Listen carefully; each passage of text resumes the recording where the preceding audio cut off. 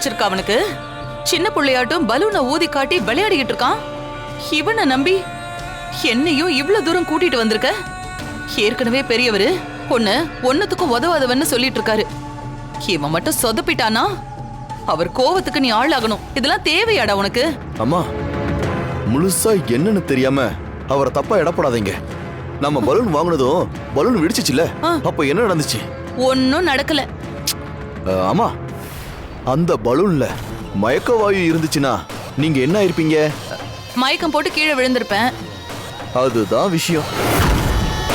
வாங்க என் கூட. அட வாங்கம்மா.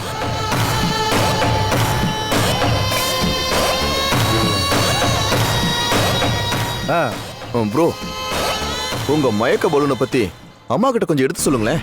மேடம், அந்த கௌரி பொண்ணு கிட்ட மயக்க வாயு பலூனை கொடுத்து அதை வெடிக்க வைக்க போறேன். அப்ப பலூன்ல இருக்கிற மயக்க வாயு வெளியில வரும். அதை சுவாசிக்கிற அந்த பொண்ணு மயக்கம் போட்டு கீழே விழுவா. அதுக்கப்புறம் என்ன, 6 மணி நேரத்துக்கு அவ மயக்கத்திலே தான் இருப்பா.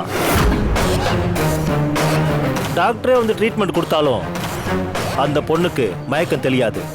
ஓ, ஆமாம்மா, பலூன் வெடிச்சு அதனால மயக்கமான கௌரிய நாம கார்ல தூக்கி போட்டு ரவுண்ட் அடிச்சுக்கிட்டே இருக்க போறோம். அவளை ஏதாவது குடோன்ல அடைச்சு வச்சாதான் நமக்கு ஆபத்து. யாராச்சும் கௌரிய தேடிட்டு வந்துருவாங்க. அதனால அவளை கார்ல வச்சே ரவுண்ட் அடிக்க போறோம்.